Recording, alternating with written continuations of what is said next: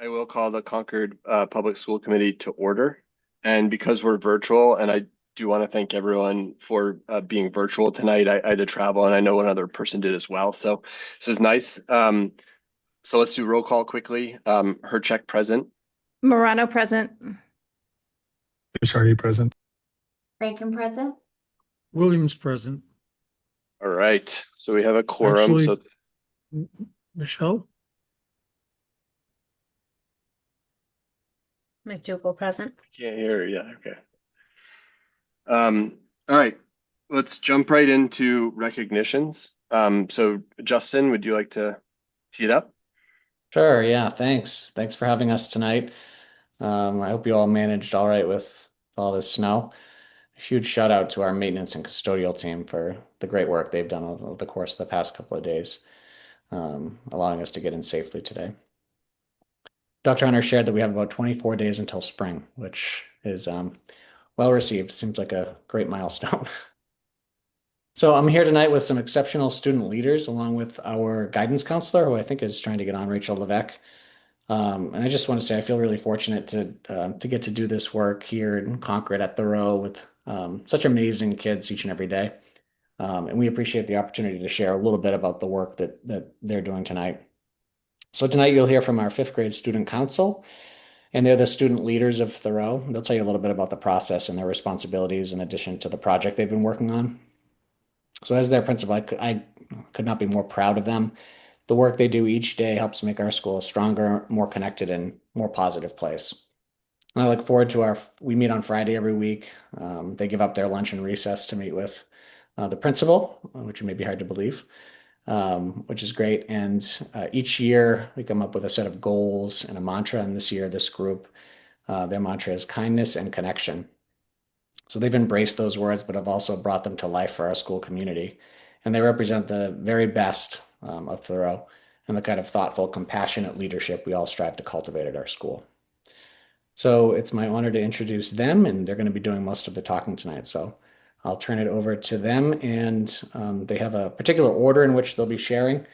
And if somebody isn't here to do their part, then we'll just have the panelists before them take that on. Yeah, one last call. If there's anyone in the audience that needs to be promoted so you can speak, just raise your hand. I see Rachel there. Rachel's on. Yeah, she's having technical difficulty. We've been texting with her.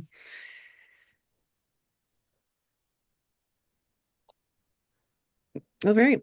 Thank you. I think we're starting with Sylvie.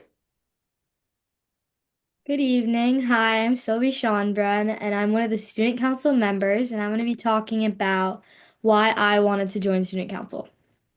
I wanted to join student council because I care deeply about our school and wanted the opportunity to lead with good intentions. I hope to help improve our school while representing the student body in the most thoughtful and effective way possible. I wanted to be a voice for my peers and make sure their ideas and concerns are heard. I also believe leadership is about helping others. I want to be the kind of leader who makes sure everyone has a voice and gets the support they need, especially students whose voices may not always be heard. Being part of student council allows me to help create a school where everyone feels included and values. I am proud to serve as a leader at Thoreau, and I will continue working to make sure every student feels heard, valued, and empowered. Hazel, it's your turn. Introduce yourselves. Hi, I'm Hazel Browns, and I want to join student council because I want to inspire kids, especially pathway students, and other kids like me who have Down syndrome, feel confidence, and and the ability to make a difference. I believe everyone has something special to offer and different ideas and and specifics are what makes our community strong. Also wanted to have fun, and in the visible leader, they started the students recognize and feel comfortable going for help. I want to show that everyone can lead in their own way. That that's that every voice matters. I am proud that a leader at Slow, my example, no matter shows that everyone, no matter who they are, can make a difference. Hi, I'm Pietro Bucci, and I'm going to be talking about the responsibilities of student council. Some of the responsibilities of student council include acting in the best interest of the school and serving as positive role models. We work hard to live up to our core values and remember that we represent Thoreau in everything we do. When others see us, we want them to see what makes our school such a special place. It is important to us that our actions reflect the pride we have in our school community. As a student council, good evening, I'm okay. And as a student council leader, we bring forward the ideas and feedback of our peers and help develop the school improvement goals. We help make important decisions and support Mr. Sparks in making our school even better. We help plan spirit days, support PTG community service projects, and assist with all school meetings. We've also helped with events like the coat drive and turkey trot. Most importantly, we work together to strengthen our community culture and make Thoreau a great place for students and teachers.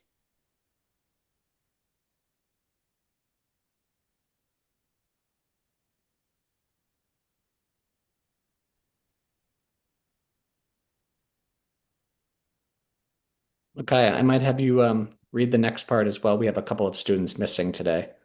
Carter? Yeah. All right. The process for joining student council began. We're here. I do apologize. Oh, Is that Carter? Yes. The process for joining student council began by letting our teacher know that we are interested in running. We then wrote and made speeches to our classmates. After that, the fifth grade voted and each class chose 2 representatives. Those representatives meet every Friday with Mr. Sparks and Miss Levesque to discuss ideas and plan events and work on ways to improve our school. We are proud to represent our classmates and take our responsibility to lead and serve the role seriously. Good evening, everyone. I am Owen Carson. The Student Council came up with the idea to spread kindness throughout our community by making Valentine's cards. We decided to focus on senior citizens in Concord because one of our main goals is to build connections and share kindness beyond our school walls. Mr. Sparks helped by ordering supplies for every classroom, including paper, stickers, doilies, gems, and more. We assembled Valentine supply bags and delivered them to every classroom at Thoreau, along with instructions for students. Some classes even worked with their buddies to create the cards together. We were proud to help organize a project that brought our entire school together to spread kindness.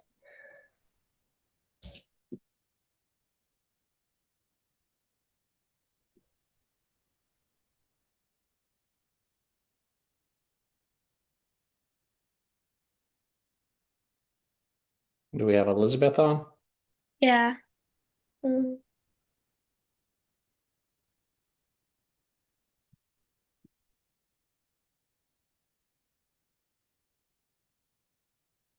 It's your turn, Elizabeth, if you'd like to go.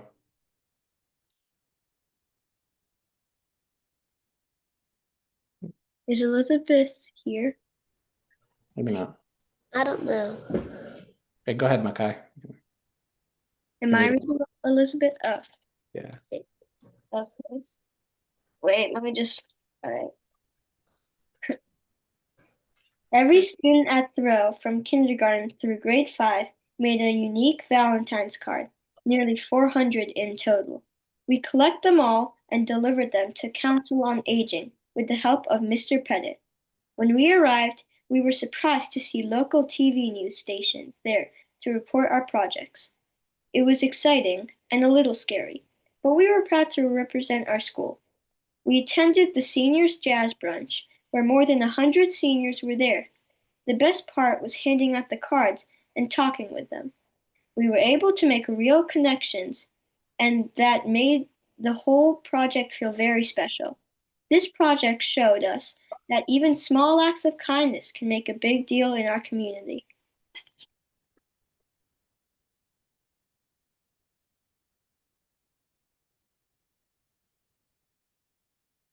And Jacob?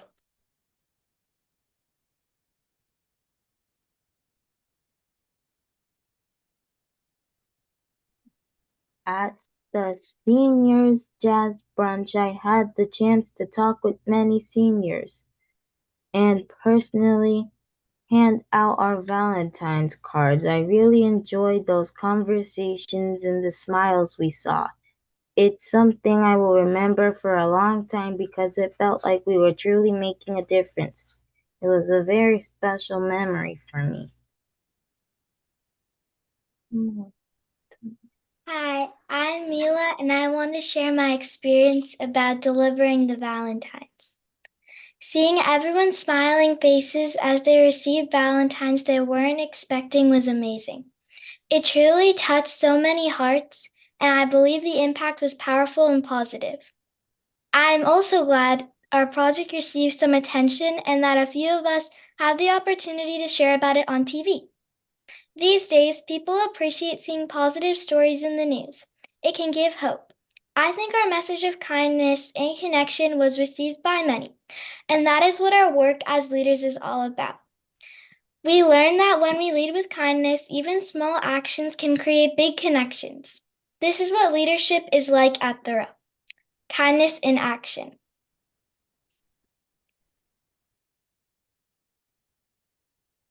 And Amila was our last panelist, so thank you all very much. And I'm sure they'd be happy to take any. They're not shy around the camera now. Channel 4 and 7 helped us with that. I'm sure they'd be happy to take any questions you have.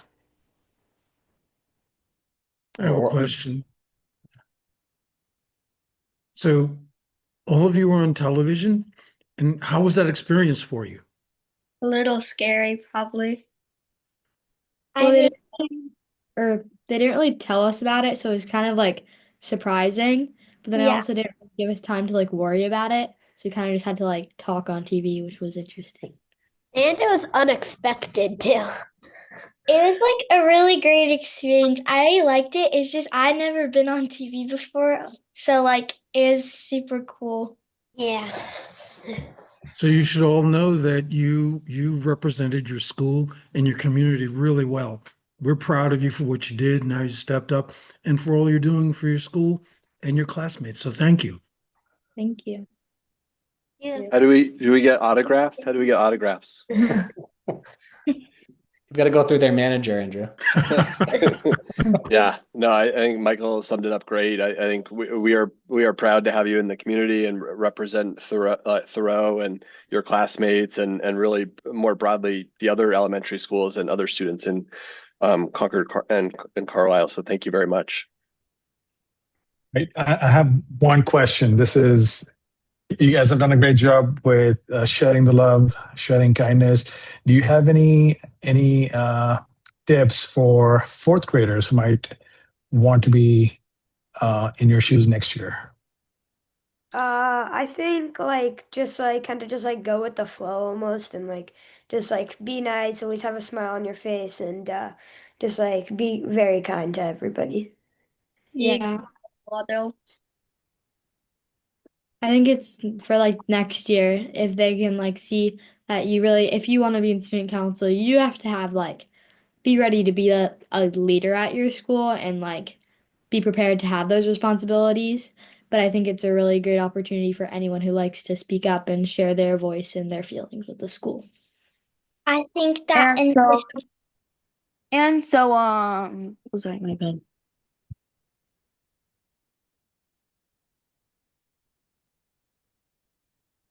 I think, Mila, you were saying something?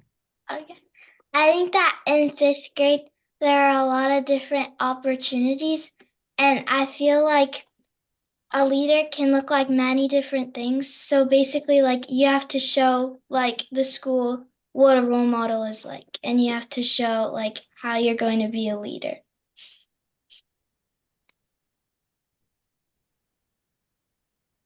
You guys are Awesome. incredible. Yeah, Yeah. that's great advice.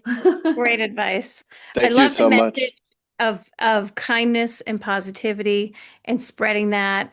And you are really representing Concord and the best part of Concord, which is our students, of course. So thank you for doing it. And I think that, all of us have run for office that are on the school committee. We have other people with us that run for office. And, it's not for the faint of heart. So good for you for stepping up to be leaders. Keep up the good work. Keep up Thank the you. good all you're work. doing. And thank you for coming tonight. Thank you. Thank you all. Thank you very much. Thank you, Justin. Thank you for having us. I appreciate it. Bye. Have a great night. Thank you. All right. Thank you. Great. Thank you.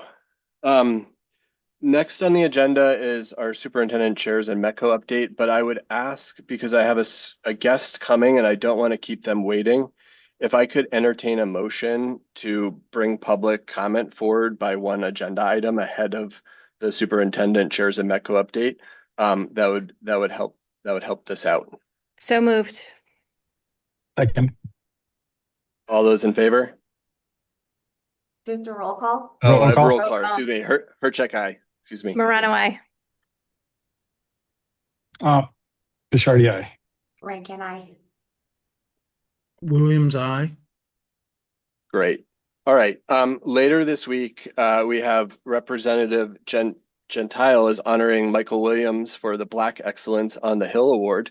And I've been working with his office to have him come on and read a statement. And so he is, I believe, I saw him. He's He's here. on. Oh, he's on. Okay. And geez, I apologize. There's so many students flooded it. So I missed Michelle and I missed Carmen. So without further ado, are you there? I am here. Okay, great. Thank you so much for joining. I really appreciate it. Well, thank you. And I'll tell you, is the highlight of my day, listening to the students that just spoke. Wonderful. Absolutely wonderful. Awesome. Yeah. Well, thank you. Good evening, Chair Morano, Chair Hurcheck, and members of the school committee. Thank you for giving me an opportunity to speak briefly this evening. I wish to congratulate Dr. Williams for his invaluable contributions to the community life in the 13th Middlesex District, and especially Concord. And this Friday, he will be honored at the State House as a trailblazer and change maker at our annual Black Excellence on the Hill ceremonies. It's an in-person celebration which honors those who make a lasting impact to our communities. As you know, Dr. Williams and his family have been a part of the Concord community for over 30 years. He's the first African American to serve on the school committee and an inspiration to many. And again, I want to thank you for giving me an opportunity to speak briefly. I look forward to honoring Dr. Williams on Friday at the State House.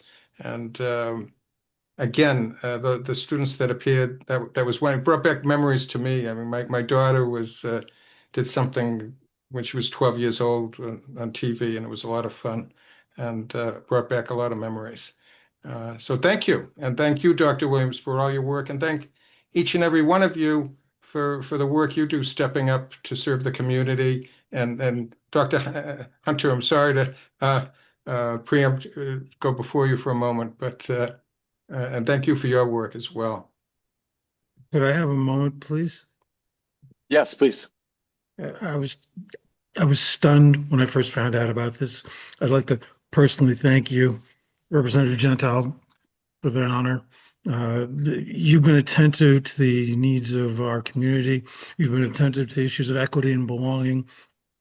Long before I ran for this seat, you've been supportive of our efforts, and I'm going to thank you for that. I'd also like to thank the community. I'm humbled and I'm grateful that you've given me the opportunity to work with you in building a Concord for all. So thank you also very much. And I'm really touched. I'm stunned. Thank you. Thank you. More than welcome. Thank you. Congratulations. Yeah, congratulations, Michael. What an Thank honor. you. Thank you. Carmen, thanks again for joining. Well, thank you and have a Thank wonderful you so very evening. much. Take Thank you. care. Awesome. Bye. All right. Let's continue on with public comment since we're already reordered. And I will remind everyone, public comment period will be for 20 minutes. We'll keep it as 20 minutes. Meeting is in the public and not with the public, so we likely won't be responding to comments. If you're on Zoom, you can raise your hand, use the raise your hand feature, and we'll go in order. Please state your name and address before you speak, and you will have 3 minutes for your comments.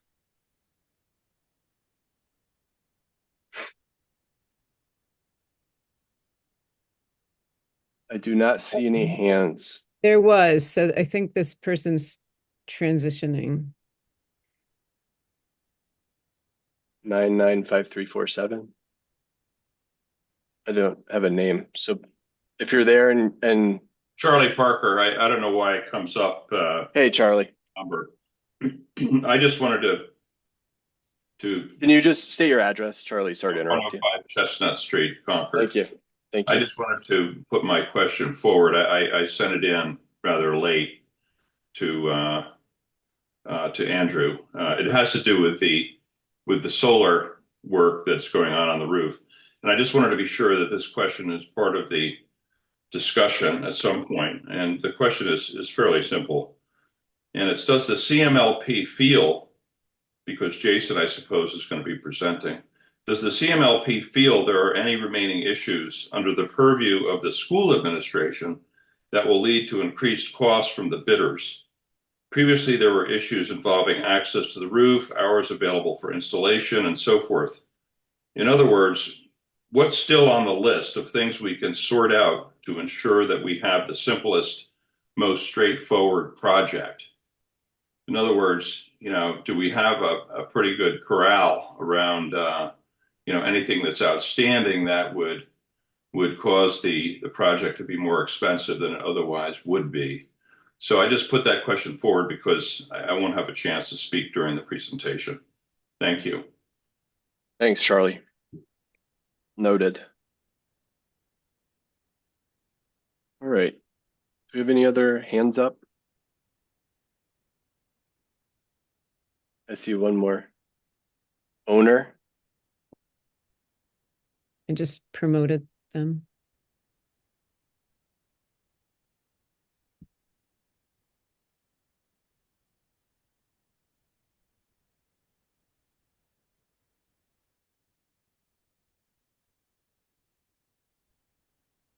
Owner, if you can state your name and address, you're good to go.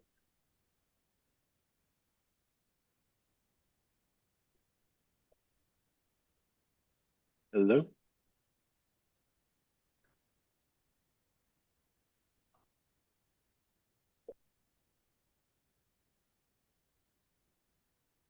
Hello? I'm Don't know very if it's- sorry. I'm very There we go. sorry. Still learning how to use Zoom, and I was unsuccessful in getting my name to replace the owner. My name is Rod Rydell. I live at 324 Main Street, and I've been a Concord resident for over 40 years. I have been a high school biology teacher previously and have spent most of my career in the sciences. I just wanted to introduce myself to the members of the school committee and let you know that I intend, as my schedule permits, to be here and ask appropriate questions whenever the need arises. And that's all I have to say at this time. Thank you. Well, thanks for joining us. And yes, we look forward to seeing you on future meetings.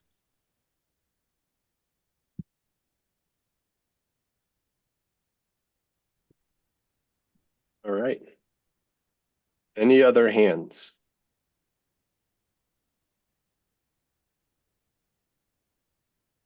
Going once, going twice. All right. I think that will conclude public comment period. So thank you, and thanks for reordering. Lori, I'll hand it to you for superintendent update. Thank you. Suddenly, my only topic is snow, which wasn't the case probably when we planned this meeting. But but I thought that's what I talk on. Just I want to be sure we recognize everyone. Justin did a nice job of noting the work of our own teams. The maintenance crew plowed over 24 hours straight before they took a break. Yeah, so we're just grateful. They were obviously back at it again yesterday, and then today with the little bit of snow that came through. So it's been pretty endless for them. The building service crews manage the building level and have also been in all through Monday and then again yesterday and really set us up for success. We know there's still some pain points that we're trying to really strategize. I'm actively on text right now trying to decide if we can run the regular Metco routes tomorrow, and get out of Franklin Park because we know how challenging that is. So hopefully we'll get an answer to that in the next little while. With sidewalks, obviously, before I get to the sidewalks, I want to note that the town's immense work, both communities over the last few days. I was on regular meetings with the town of Concord that hosted check-ins both Sunday, Monday, and Tuesday, all the department heads, and we were able to communicate directly with each other on how things were going and what was happening. And that also bred connections in between those meetings. And really the town level support has been just phenomenal as they worked tirelessly to get things cleaned up as fast as they could and ensure that we were keeping everybody safe. I think there's still a lot of work to do. We know that. It was another, suddenly we're saying we only got 18 inches or whatever, only because the southern part of the state got 3 feet. But normally that would be a really enormous storm. So they know they're still working through sidewalks. That's one of our biggest areas of concern, is trying to be sure kids are safe getting to school. So we've been offering pickups, at least, if people can get to our bus stops. We had a couple requests today for even more support from individual families. So we're trying to really work with everyone and continue to suggest they reach out if there's a place they need. We know what happened the last storm. People were able to drive for the first day or two. And then as the week went on, it got harder because that's inconvenient. So hopefully they'll continue to work through the sidewalk issues and get us up to where we need to be.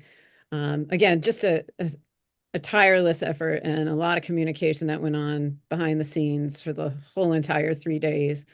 And I think today we had a successful return, give or take unrelated internet issues and a couple other things that just felt par for the course. But everyone's been working really hard and we're getting ourselves settled back in and are excited for not only spring, for all that it will bring in terms of allowing us to not focus on the weather quite so much. So just a big thanks to the entire community and all those that made it happen. So more to come as we get further and further into the week and the temperatures warm up, which is the other exciting news. Great. Yeah. Thanks. Thanks. Yeah, I tell people at the number, like top 5 question I get is, why is Lori canceling school the day after a storm? And I have to remind them that it's not just, if you live 2 minutes from school, it's not just you, it's students coming from Boston, teachers commuting 45 minutes from, all directions. It's sidewalks. It's a lot of factors. So it's a lot of factors. And that certainly played into everything that played out for the second day. We never want to try for a second day, but I also had to, and I think you'll appreciate this. At that point, we had crews that had all been up for over 24 hours. And how hard and fast do we push people versus just exhaling and letting the community regroup? So I think, it was the right decision and really allowed us a successful start back today. And hopefully that's it. I can hope, right? Knock on wood. Yeah. Tracy, did you have anything? No, I don't have anything. Okay, easy. Other CPS updates.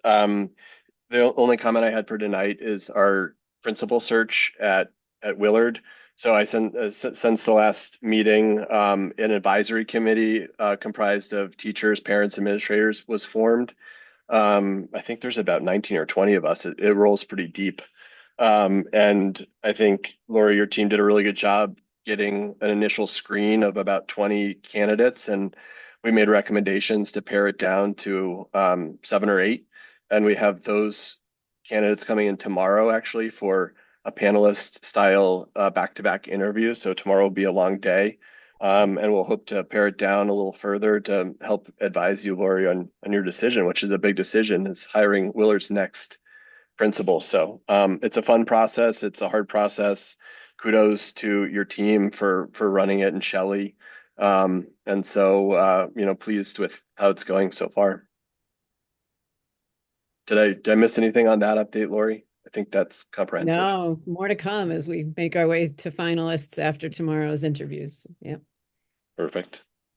That's all I had for CPS, and then I know Michelle and Aisha had a couple things to say from a Metco perspective.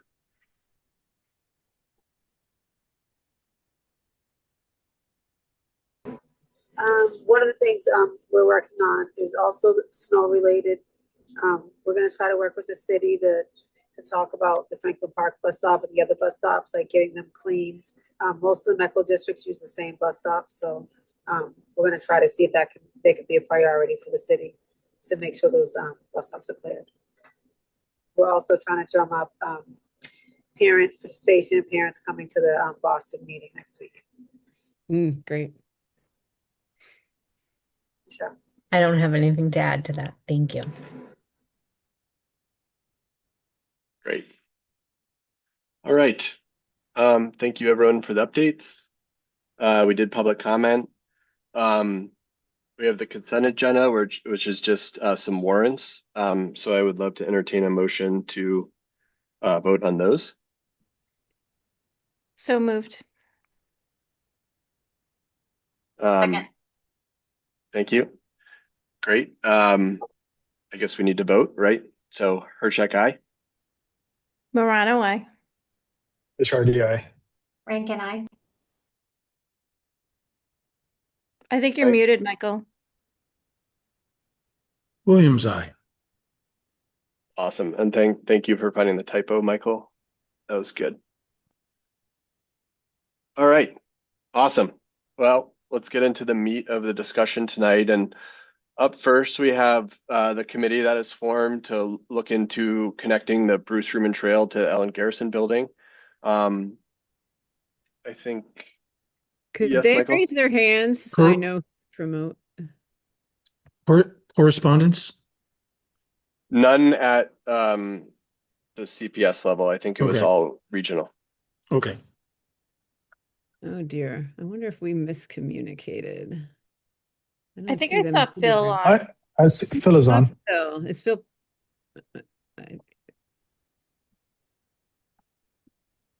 I'm not sure who else is coming from that group, so maybe anyone on the Bruce Freeman Rail Trail, raise your hand. Using Yeah, the the folks that I vote. thought were coming, I don't think are on. Phil, do you have any information? I do, but I think that, whoops, Shelley Carlin was going to speak. She had prepared some notes, so maybe she's having some connectivity issues. That's a I see possibility. Ryan raised his hand. Yep. Okay, Ryan, yeah.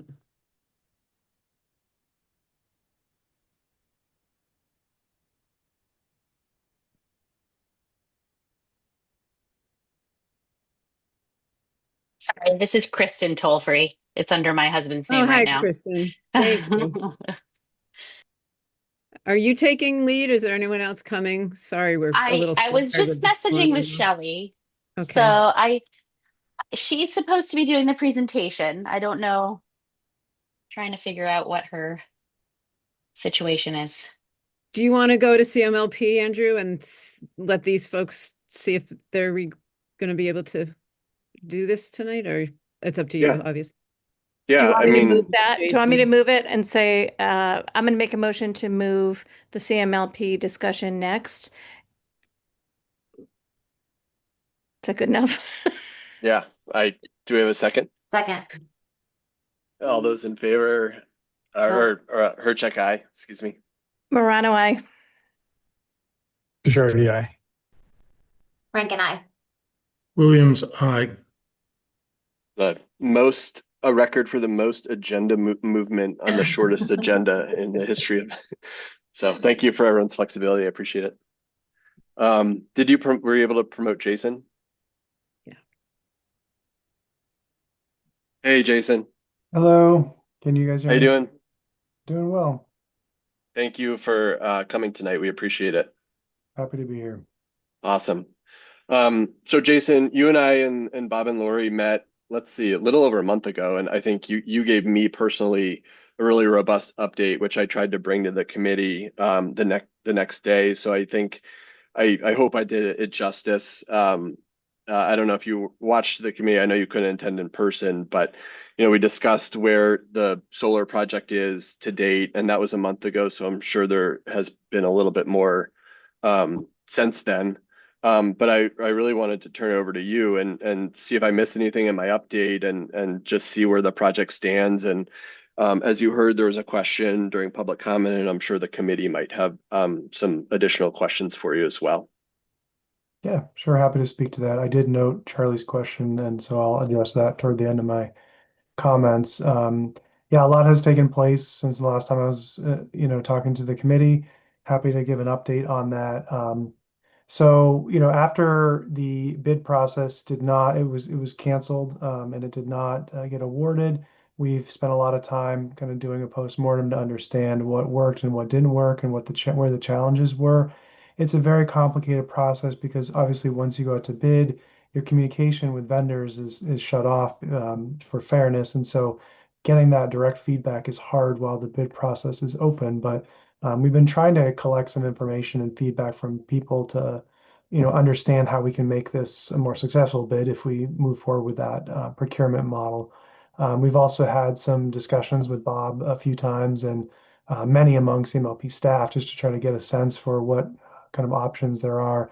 I just want to explain kind of the different procurement options that do exist and then what we did before and what we are considering doing moving forward. So there's really only a handful of options, and a couple of them are not really desirable for a few reasons. So first, the school can obviously procure the solar and reap all of the benefits of that, but we don't have any funding mechanism for that, and that's not how the project was conceived. So it's not really been considered to this point. The second is CMLP procures the solar and receives the benefit of it, and for that we do have a funding authorization from town meeting to borrow up to $7.5 million for both solar and energy storage at the site.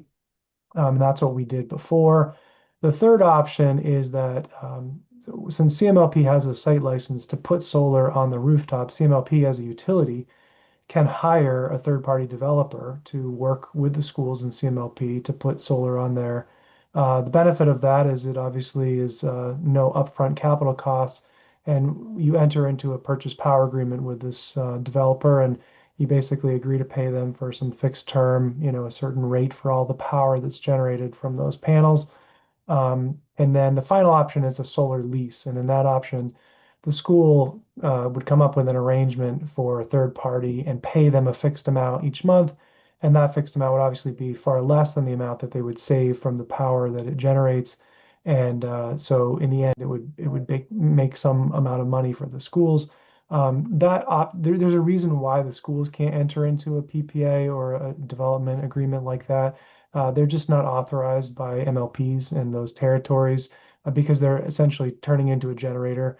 And that definitely complicates things, especially in small territories. So that's just kind of a long-standing policy for all MLPs that they don't allow in their terms and conditions, basically another customer to enter into a third-party agreement where they develop solar. They can lease solar, but so anyway, those were the options that we've identified. We've talked to Bob about some of the pros and cons of these different methods, and aiming to find something that's successful.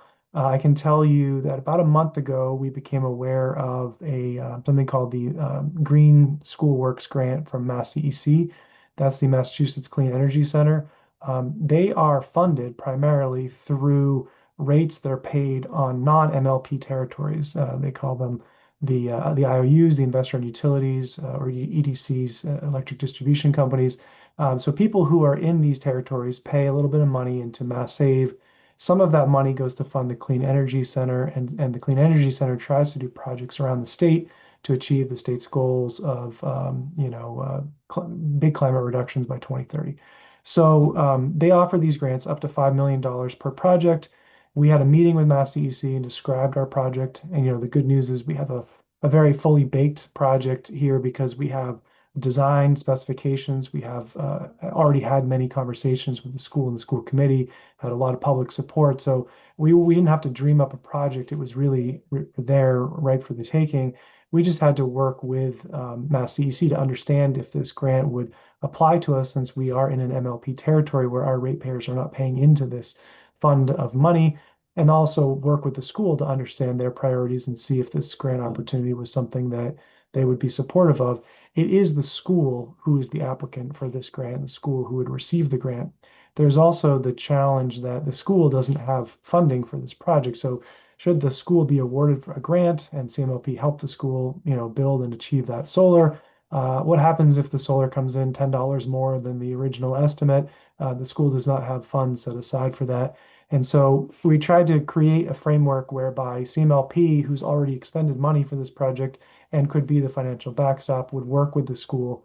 And under this option, the school would see some financial benefit to this if they were to receive the grant, and we could make this happen in this way.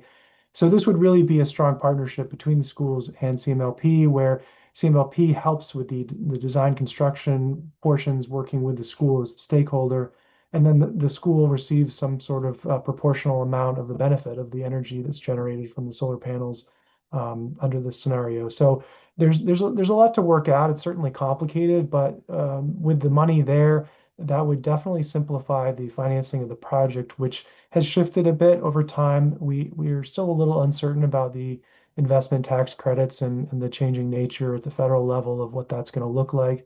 We're lucky in that we do have project inception and back to 2024, so we certainly qualify for that. There may be some domestic content requirements and other milestones that we need to hit in order to get that, which is going to be a little bit more challenging, but still definitely possible. And that, just so everybody's aware, that might be about 25% of the total project cost, so it's not insignificant.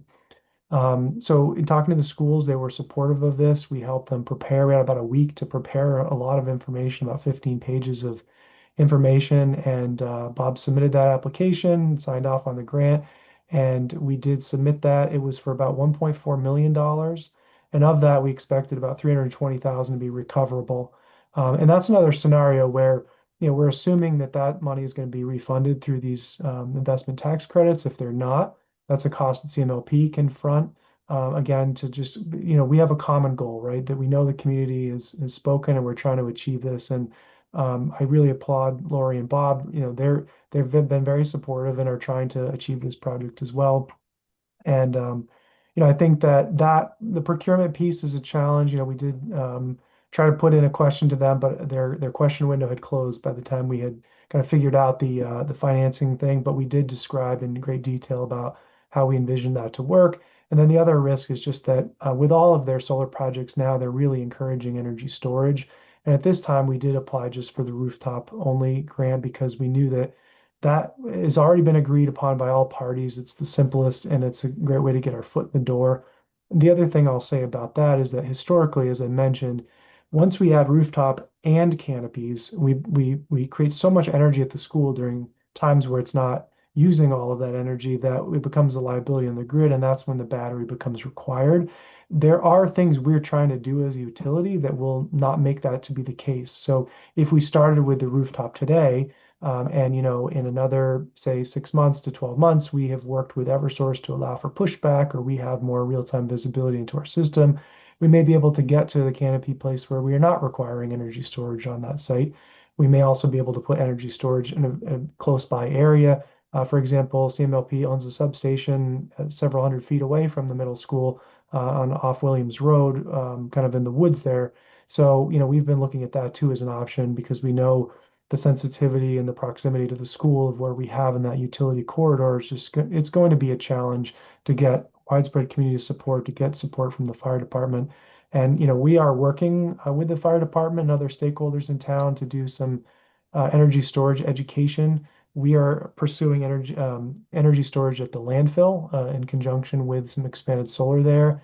And so this is going to be really the town's first big energy storage project. And so we're doing some outreach to some internal town departments like natural resources, planning, zoning, fire, health, public safety, just to try to get those conversations going about, how our community can do this safely, because we know that if the clean transition is going to happen, it's really going to require more energy storage, because solar and wind are intermittent resources, and in order to get that, to keep the lights on 24/7, we need energy storage. So we've submitted our grant application on time, and we're very hopeful that this pans out, but we're not just going to kind of wait in standby mode. I've engaged Bob to have some more conversations about some of these other models should this not work out. We're certainly prepared to rebid the project and kind of pursue the original model, but we want success, right? If we had challenges that are still unaddressed from the first bid process, we want to make sure that we address those and are successful, because the bid process takes a lot of time, a lot of money, not just staff time, but legal counsel and there are other third-party support that we have. And so we want to make sure that we do that and are successful in the next round. And so, we're trying to create a matrix of different options and show kind of pros and cons and ownership and who benefits and what that looks like. I think that, again, nobody's in this to make money. We're trying to get the community's goals met, but we're also trying to be fair and make sure that there's not any liability for people either, right? And so that's a challenge. I think I'll just, in terms of rescoping or rebidding, I'll address Charlie's questions, which are, are there other barriers that we could think about figuring out that might lead to a higher cost for the installation? I think Charlie covered most of them. That is, I think one of them is the timing, when this work can happen. Ideally, nobody's in the school, the school's not buzzing with activity. They typically are going to bring a crane on site and spend about a day loading materials onto the roof for the rooftop project. And then they're going to spend about a week or two getting everything connected. All the modules will be racked. All the racks will either be ballasted or chemically welded to the roof. And then there'll be several more days to a couple weeks of setup and wiring and configuration. They'll need access to transformers in the utility corridor, and they'll need time to set up some software, obviously, for monitoring and making sure that everything is reporting out any issues. So if panels go offline, that somebody gets an alert and that can be taken care of quickly. So timing, making sure that we have enough time. We don't want to miss a cycle. We're trying to figure out our plan now so that when we go out to bid or do whatever we need to do, that we can aim for a summertime installation. That's definitely preferable. But I think that, having some flexibility around timing, for example, as long as the work is happening when students are not there or when teachers are not there or between these hours on these days, finding that window could be helpful too, just because if we put that into the requirements and these solar installers are all full for the summer and they just don't bid, that could be a liability. But our priority is to make sure this project doesn't impact the operations of the school, and we've committed to Lori, and we've said that many times. So we understand what it takes to run a school or any municipal building, and we don't want a lot of people there with heavy equipment doing things or screwing or bolting that's disruptive sound wise. So that one, I think access to the roof. So obviously, as I mentioned, materials are brought via crane, but then the workers need to get into the roof. And so whether there's temporary structures required or if they can have access to the school, that might be a question. And then I think the project management that we're looking at, we're trying to just figure out what level of support needs to happen from CMLP staff versus third-party project management versus the people who are actually running the project. There's a lot of different stakeholders here, and we're trying to make sure and understand who is doing what and how everything is working. So those are, I think, the only variables. But yeah, so maybe I'll pause here and see what questions there are, and also let Bob and Lori speak, because I know I've said a lot. Yeah. So again, thanks for coming on, Jason. I think I heard a couple of things which I believe to be true. Is the community really wants this. School committee, I guess I shouldn't speak on behalf of this people in the room here, but the prior school committee last year voted in support of this. The vibe I got was we were very supportive of this. I know Lori and Bob. I talked to Lori specifically a lot about this, and they're incredibly so. So there's a lot of positive energy towards this. Everyone wants this. And what you just described in the last like 16 minutes is incredibly complicated. And I tried my best to go over the mounting mechanisms last time. I probably didn't do it justice, but you just added like additional layers of complexity here. So, my takeaway is there's a need, there's a desire and a want, there's, energy toward it, but it's very, very complicated. That's true. That's a fair assessment. Um, so any other, I'm sure there are more questions. Please chime in. So, Andrew, I think what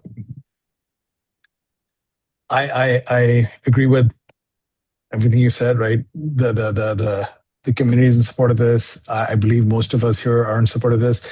It is complicated. What needs to be done to make it happen? Um, not an easy, not an easy question. So I think, so first of all, we have to go back to the beginning of the project, right? And how this was set up. I think that when the finances were kind of approved by town meeting and these budgets were set, there were a lot of assumptions that were made.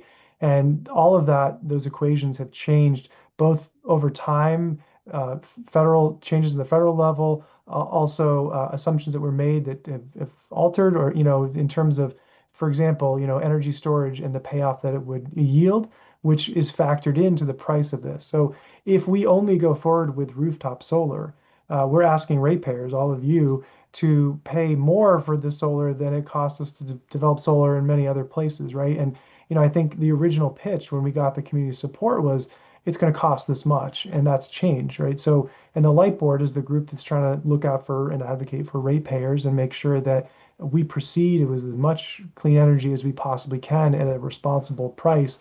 So I think that the costing has definitely gotten complicated too because of some of those changes and the assumptions that maybe have changed over time based on, for example, the energy storage. And I'm not trying to say like, oh, it's just the federal grants have changed, right? Because if you look at the assumptions made for energy storage, you're using that to shave peaks, and with peak shaving, you're saving money on transmission and capacity costs. Those are a lot of assumptions. That's kind of a game, a market manipulation game that people are doing in order to reduce the amount of power that's on the grid at any one time, and that really saves everybody. So it's a good thing that's happening, but that as more people deploy more energy storage, it shifts peaks and it makes them much harder to hit. So the success rate may have dropped from in the 90s to in the 70s. And when you do the math on what the benefit is, and you look at the cost of capacity and transmission, it's very complicated. And so anyway, so I think part of it is, a renewed community-wide sort of support for this at whatever cost it is going to be. And I think that that's the question that maybe the school committee, it's not a problem for the school committee to solve per se, or something that we can just flip the switch and do. But it's like, here was the project that everybody supported, and here were some assumptions. But what if we only move forward with this and these assumptions look like this? Is that something that everybody supports? And I think that the Light Board, who meets monthly and talks about this, we get 1 to 2 guests at each meeting, plus our liaisons from the FinCom and Select Board. And finding a way to get that community support and feedback, which you get at a town meeting with hundreds of people, but you don't get necessarily at a Light Board meeting that's only got a handful of people. I think that's one question that's still remaining. I think that's why the grant is such a huge opportunity, because it removes that financing question from the table and says, look, we're getting a huge deal if we can make this work. I think the other thing is that pursuing the option of a third party thing creates a fixed cost that's known. There's no assumptions about like, well, what if we don't get this credit, or what if we don't shave this peak, or what if this doesn't play out? Then we can evaluate that on its merits against all of our other power purchase agreements and say, this is fair, this is going to achieve community goals, this is a win. So I think that's why we've kind of branched out to some of these other things. I know it does, as Andrew said, create a little bit more complexity, but the complexity is in search of satisfying all the requirements for the school and doing what's right for ratepayers. And so, we, the Light Board and the Light Plant, believe that it's worth that trade-off of waiting to do it the right way to satisfy all those stakeholders.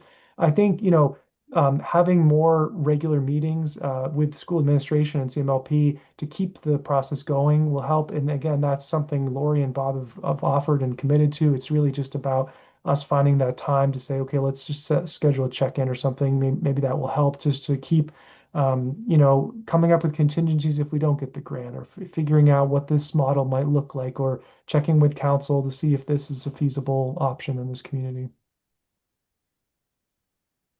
I have a couple questions. And I don't know, Andrew, if you want me to just go through my list or let's just start. Okay, for it. the first thing was I noticed in the select board packet that this project's on pause. Can you kind of talk about what that means? Yeah, well, so the project, I think originally was, I would say, active in that we were spending a lot of money on the project. We spent, I think, over $300,000 to date on this project, making it happen, from the installations that we've already done, legal counsel, the bid preparation, the design, employees, the new employees we hired temporarily to work on the project. That doesn't include any staff time that we've spent.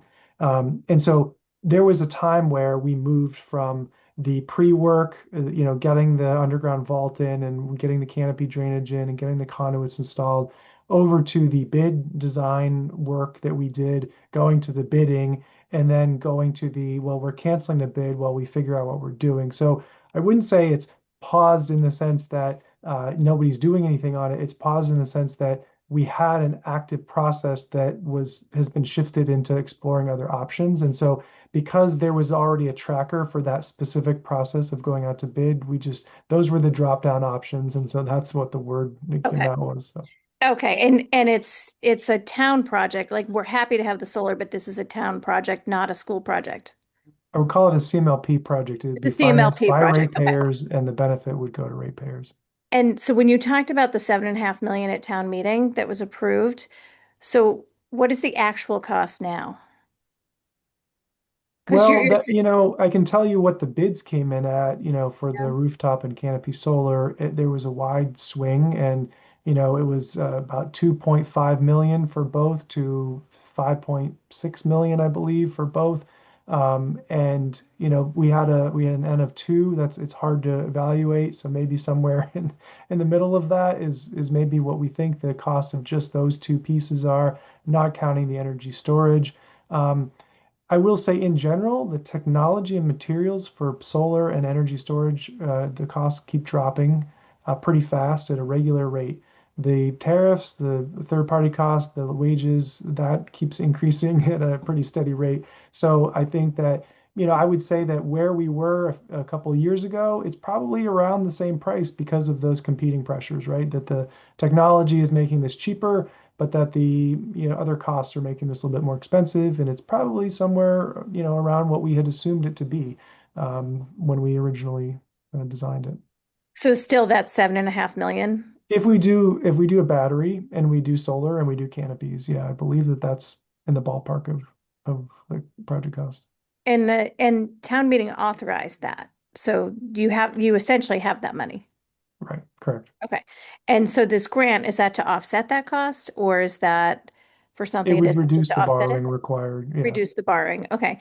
And so if you don't get the grant, then what happens? Well, so we look at those 4 options that I just discussed. One of them obviously is not on the table right now, the school financing it, but we look at the other 3 options and say, how does this look? How does it impact the school structure? How does it impact the school staff in terms of their requirements? Who does it benefit, and how might it work? And is the school amenable to these other options? We have talked to third-party developers just to understand what this looks like and if this is something that they do. And we've learned a lot about that process in talking to them. So I think that it's figuring out which of those options that are on the table is best for both of us, and then pursuing that. I think there's a challenge, I think, and a misconception that because CMLP is an electric utility, that we have vast experience developing solar and energy projects. We don't. We haven't ever developed a solar project ourselves. We've always hired people to do that. And keep in mind that the community has ambitious goals for CMLP, just like they do for the school department and district. And we are busy implementing brand new rates, deploying new meters, SCADA systems, energy pushback.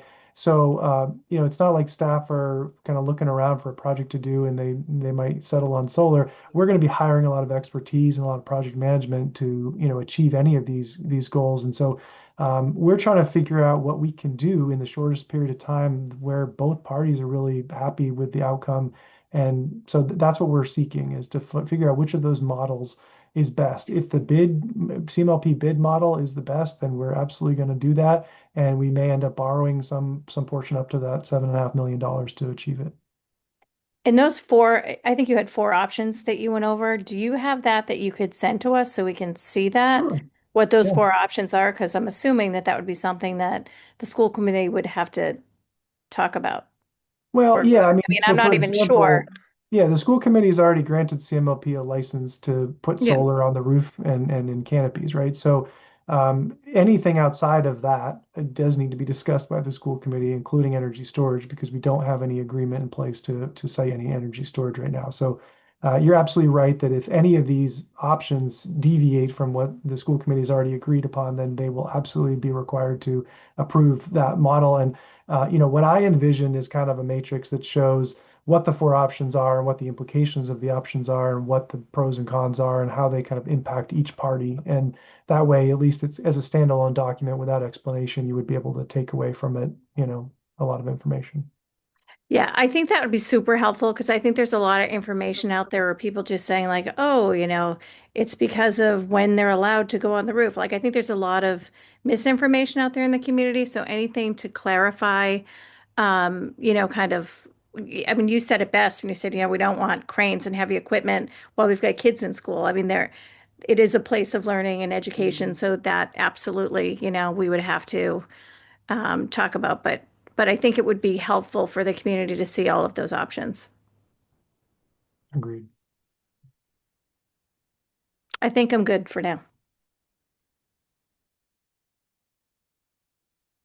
Michael, you're on mute, but it's all yours.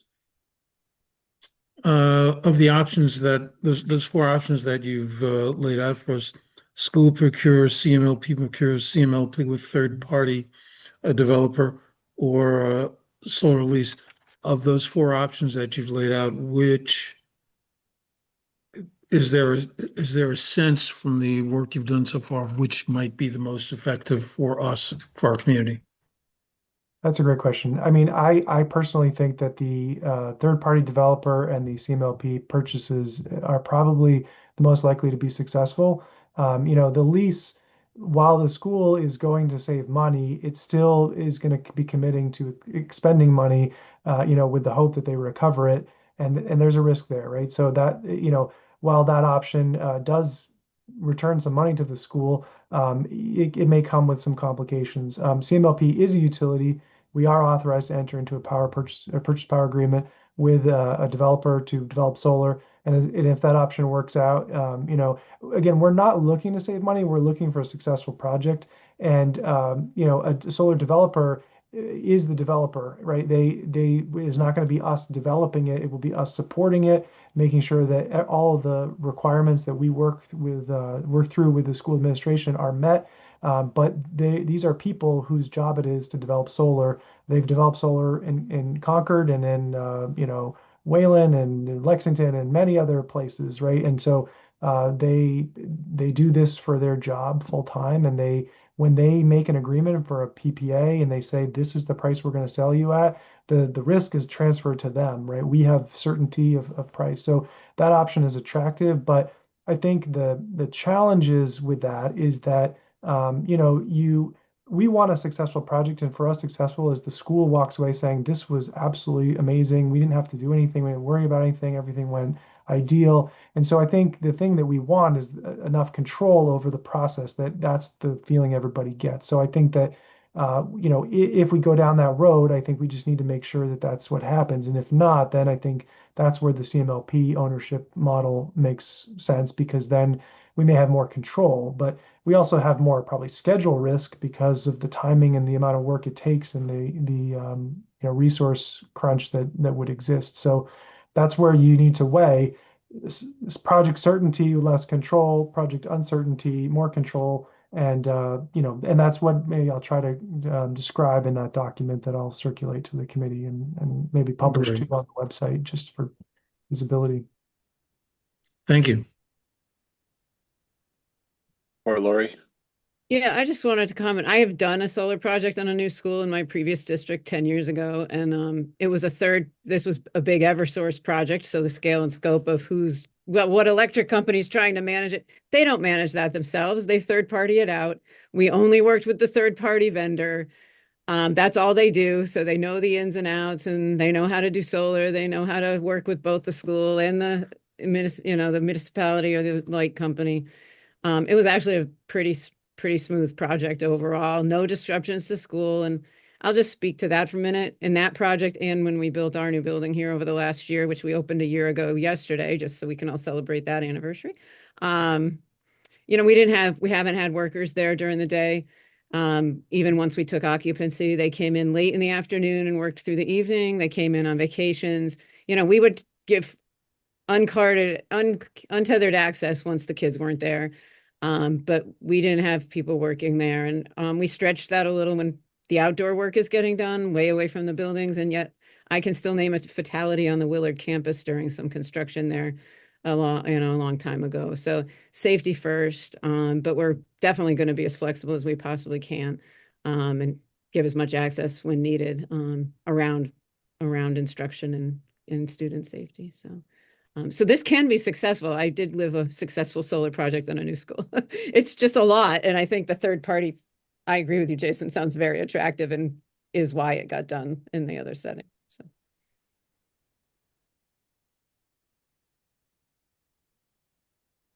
Any other questions for Jason? maybe we just keep a little bit of a cadence on the agenda, Yeah. Andrew, so that Jason comes back with a little bit of regularity and we just have these informational discussions for the community and for all of you. Is I just there have a an quick question. Go ahead, is Michael. there an action that we need to, as a body, think on or plan? Was an action item for us with respect to this? Not for me, no. I mean, Jason, I'm sure you don't want to be here every month, or that probably wouldn't be productive, but maybe I will take the action to reach out to you to see if there's anything, in April, 2 meetings from now. Well, And we'll one just other maybe suggestion too is, every month to try to provide an update to the light board. I could submit a written update to Lori to put in your packet or something every month. And then, maybe in a couple months, once we have some activity and a path or a proposal, then come back, and discuss it. I like that. When will you hear the results of the grant? When do they That's a expect? great question. I'll ask Bob since he's the applicant. Bob, have you heard anything? I have not had a response yet. I don't know. I'm sure they need to deliberate. We probably should note that they did indicate that low income low income communities will be prioritized if they apply, which is not Concord. So we're hopeful there's a limited pool of applicants. I'm glad, Jason, you brought up the financial impact. It's not necessarily being driven by a boon to ratepayers, but hopefully it's break even at least. Right. And the grant addresses the financial concerns about it. There's also some complexities Jason didn't talk about too that are things that happen behind the scenes. I'll just give you an example of one of them. Like there's a very limited vendor base. I think you said it's one vendor regarding the chemical adherence of the panels to the rooftop.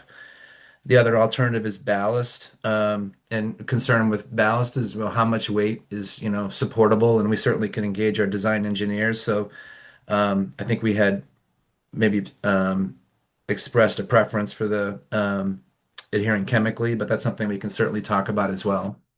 But that's just a flavor for the other types of issues that come up as we kind of work through this. I just checked the Mass CEC website. It says that they're due interviews of applicants as needed from February through April, and the award is May of this year. Do you know if there's a time to which you have to expend the funds? That's a great question. I don't You're talking know about the the ex town funds, like the 7.5 million, or the oh, funding from the I'm talking about grant? the grant funds. the Grant. grant, Okay. yeah. So I mean, it obviously wouldn't be by the end of that fiscal year, but there is a sample agreement that you would sign when you get the grant, and it may be buried in there. So I can take a Okay. look, and if I see something, Tracy, I'll send it to you. Okay, thanks.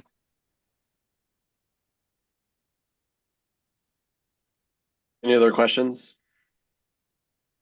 That One, was a one good, really, other, just one other quick thing is you talked about the four methods. The school does not have a funding mechanism for the school to do this right now. I would also, and I've shared this with Jason, I'm not sure we would be the experts to do this. There might be more benefits that could be realized with CMLP doing it than we could, and then we would have to get capital authorization to do it. So that's probably the least preferred out of the methods that, from my perspective. I think with CMLP already having bargaining authority from town meeting, Right. I don't see we would try to change that pathway.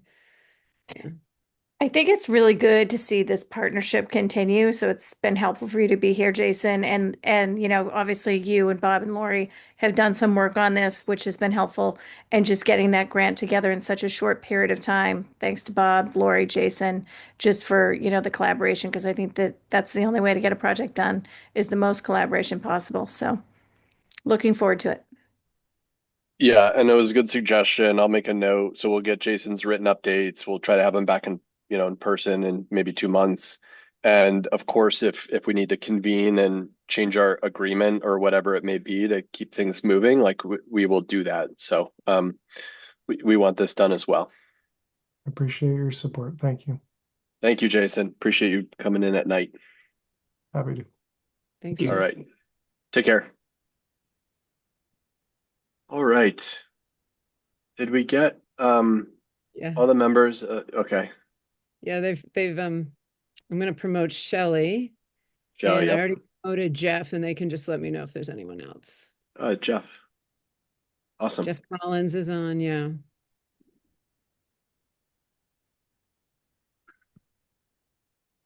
Good evening, everybody. Shelley. She made it. Yep. Hi, sorry for my tardiness. I'm here just to give an update on the Bruce Freeman Rail Trail connector.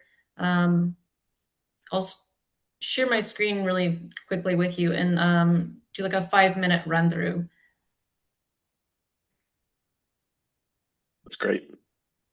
Shelley, just while you're pulling up your screen, I thought it's worth saying you've organized yourselves, I guess, for lack of a better word, and taken on the leadership role of fundraising and getting a design done and all of that. So there's a connection from the trail to the new school building.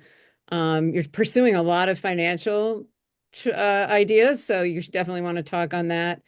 And we're just excited to have you here and give us an update, and appreciate that you've decided to own this, and know that is a lot of work for you. So welcome. Well, thank you.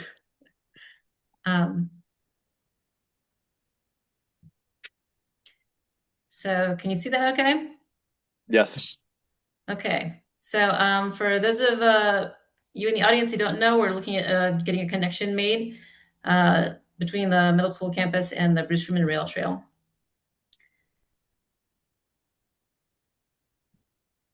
So since I talked to you last time, we've added a couple endorsements. I think CPAC is new, and maybe Friends of the Bruce Freeman is new as a supporting group.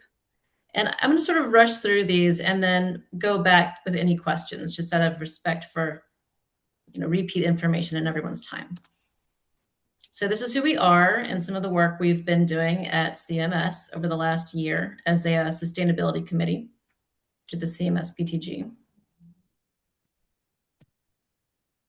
And this is just to have a common language here, this is the existing campus and the features that we're discussing. So we're not looking at the old Sanborn path anymore. We're just looking at the goat path there in orange, and around the lower field there in purple, and to the woods path there in turquoise, to the back of the Ellen Garrison building, which is the lowest approach point on the campus. So a couple landscape architects in our team have generously donated their time to come up with a conceptual design for the connection between the rail trail and the school. So the goat path we talked about previously is there near the number 1, and the current woods path is over there by number 4. The sort of asterisk shapes on the map are existing trees that we'd want to preserve. And the whole conceptual design path is around a quarter mile. Okay. So these are the project stages that have been updated that we anticipate meeting in terms of benchmarks. So we've got supplemental design survey and design, and then grant applications submitted in the fall, hopefully, and then construction next summer with maintenance over the following 5 years. This is our estimated budget. So the project in town that's most analogous to this is White Pond, and that was 2018. And that project actually has a larger change in elevation than this project, but our estimate has it coming in around $100,000 more than that project with current numbers. Our funding sources are, so the big announcement is last Thursday, the Friends of the Bruce Freeman granted us $40,000 to pursue the pre-construction steps of this project. So that's exciting. And CMS PTG has offered to, has committed another $10,000 to the project. So we're hopeful that that should cover all of the pre-construction costs.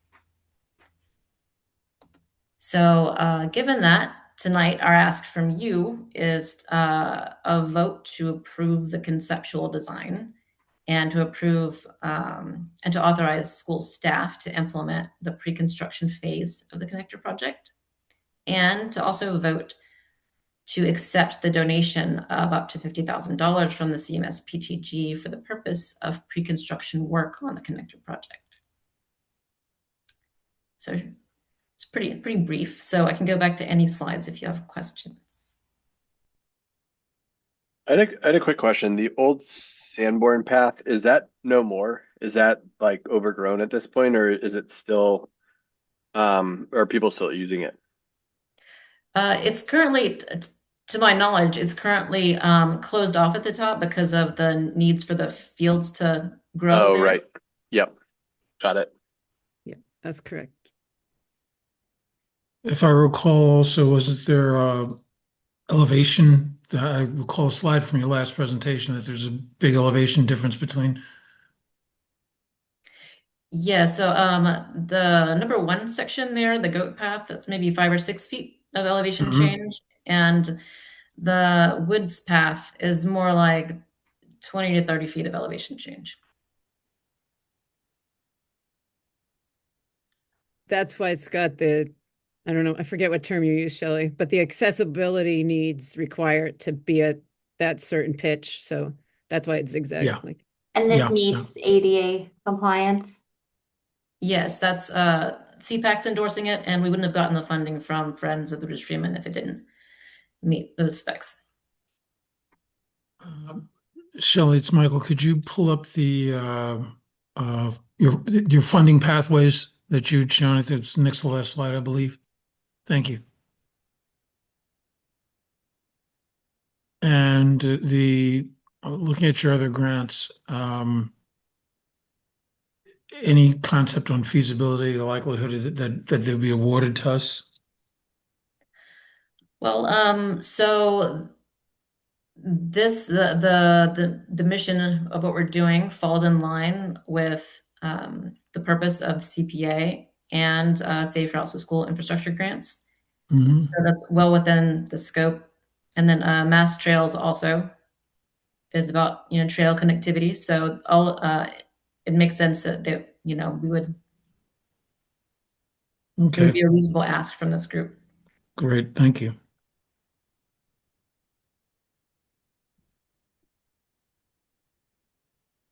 I wasn't in privy to I wasn't involved really or paying attention with the White Pond trail, but I'm wondering, you know, coming off of on the building committee for the building, I think we had a like a digest of lessons learned of sorts in one of our last meetings, which was really helpful. And I'm just wondering of the people on your committee, if there were folks involved there that like have lessons learned that they can share to make sure this goes smoothly, et cetera, or you know, how are you thinking about that? What aspect are you? We have yeah, a handful of people on the committee, and they sort of specialize in different areas. So Yeah, yeah. sorry, that was too broad. I think all aspects, right? Like, are you reaching out to the right people? Do you have all the, you know, community groups that would have, you know, interests in this? So it's not just CPAC, and the disability community. It might be others, you know, arborists. You know, there's a lot of moving parts in Concord. I can't even begin to map it all out right here as I talk. But you know, I just if you don't have a couple experts that went through this process in town on White's Pond, like we're really in it, you know, you should definitely get them on board. Okay. Yeah. Yeah. In terms of the town, we've talked to town planning. We've talked to you can see there the different committees that we've presented to, the Trails Committee and the Transportation Advisory Committee have experience in these areas. One of our landscape architects who is very experienced in trail construction around the U.S. Mhm.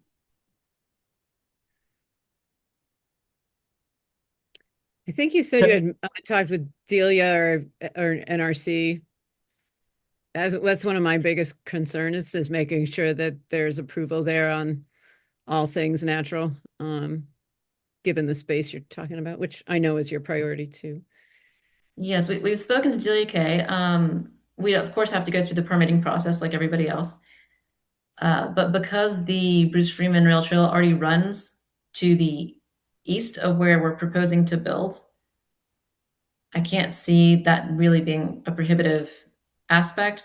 Plus, we're looking at in terms of the design, putting in a porous asphalt, which would help with water control and whatnot.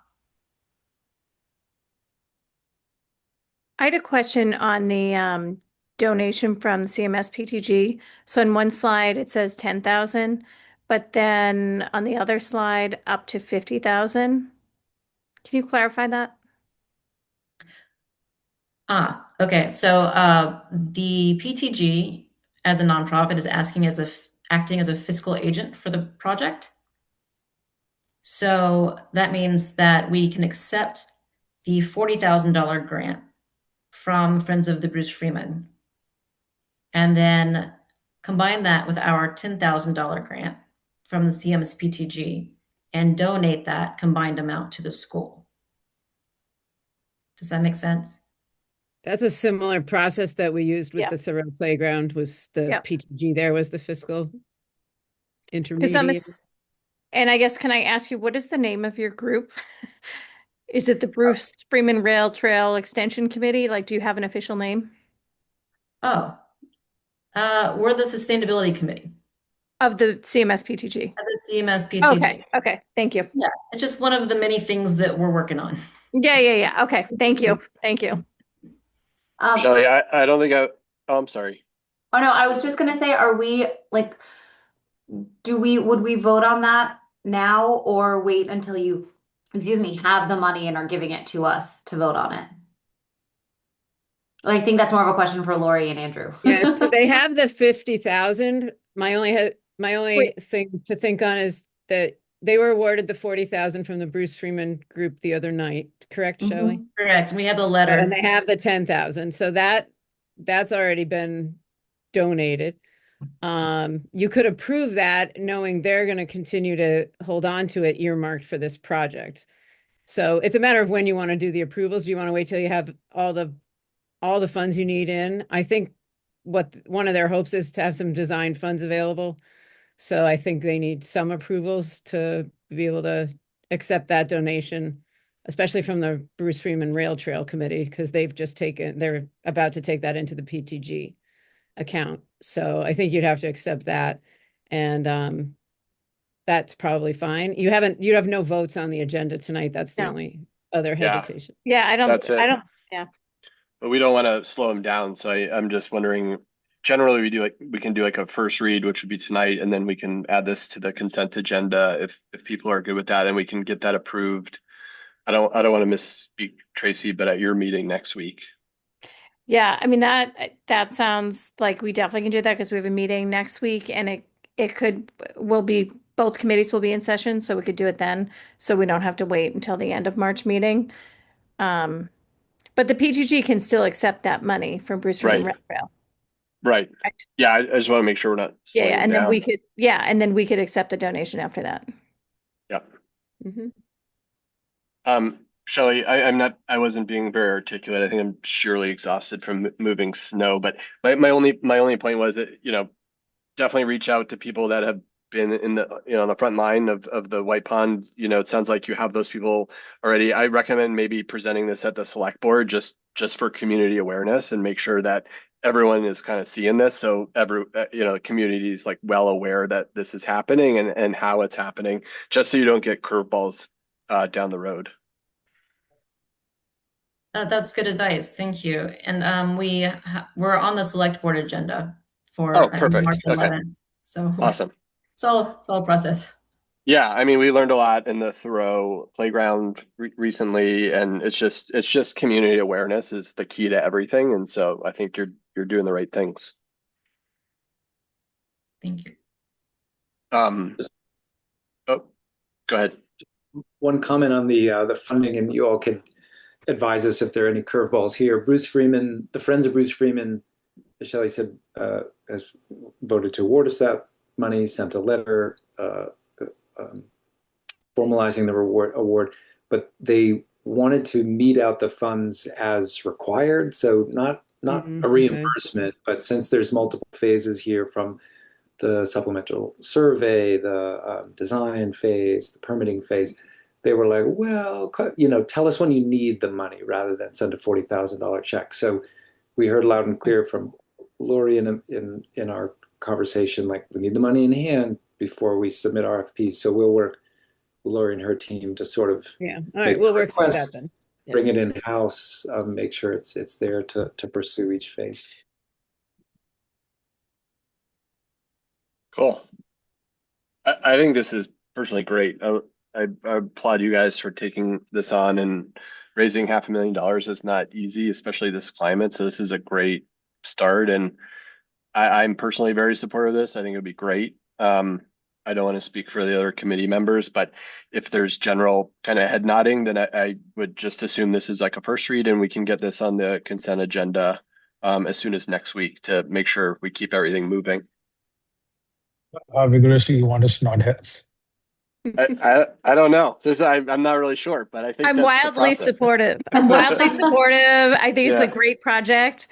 Kudos to you for, finding money because it's really hard to fundraise in this climate, I think at times. So thank you for taking the initiative and, just really going for it. And it's great that it's coming out of the PTG. So good for the PTG for really showing some leadership here. And I think, I personally support this, and I think it's just, for us, it's just a process, as Andrew said, so we can get it on the consent agenda next week and go from there. Can we have, I recall from the last presentation we had, I believe the Transportation Committee, I remember Mark Gauss presented something. If we have letters of support so that we can have that in our packet to look at prior to our vote, that'd be great as well. Great. Shelley, thank you. Definitely supportive on my end. Thank you for all of your work. Thank you. Thank you, guys. Jeff, thank you. Shelley, thank you. Thank you. All right. Now for the really exciting stuff, budget transfers. Bob. No one better than you to take us through those. Unmute and share my screen.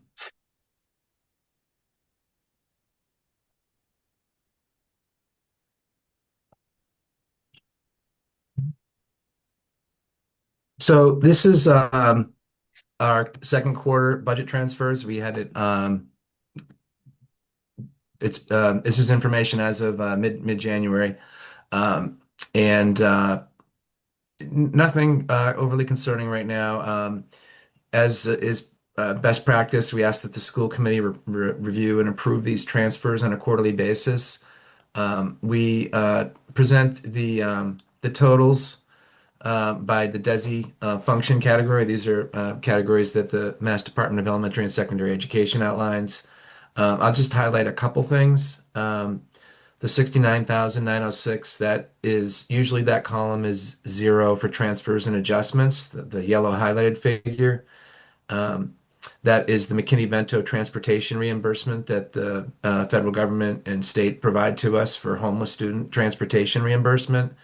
And the town meeting that was designated back to us to basically reimburse us for costs we incurred in a prior year. In terms of the significant adjustments, I've kind of highlighted in the notes what those were. These are not very different from what I presented at the end of the first quarter. I will note that in the 3,000 other school services, we did have a credit case collaborative had a surplus that was returned to its members for CPS that was approximately 70,000. So that's why we have a shift to the transfers and adjustments for other school services being a reduction of 106, 70,000. That's related to that reimbursement from case. Otherwise, I think I'll leave it there unless there's any question. Actually, one other thing, just the circuit breaker in the second to last column. We haven't yet applied those offsets. So we have circuit breaker funding and the IDA special education grant. We've been awarded those funds. It's just a matter of applying the grant funds to the expenditures. You can see the encumbered column has a lot of money in it. We usually wait until until those encumbrances shift into expenses because you can't have a negative expense. So we will be able to cover those out of district tuitions. So all in all, we've had a lot of moving parts, but we're in okay shape where we stand right now. Good. Any questions? Any?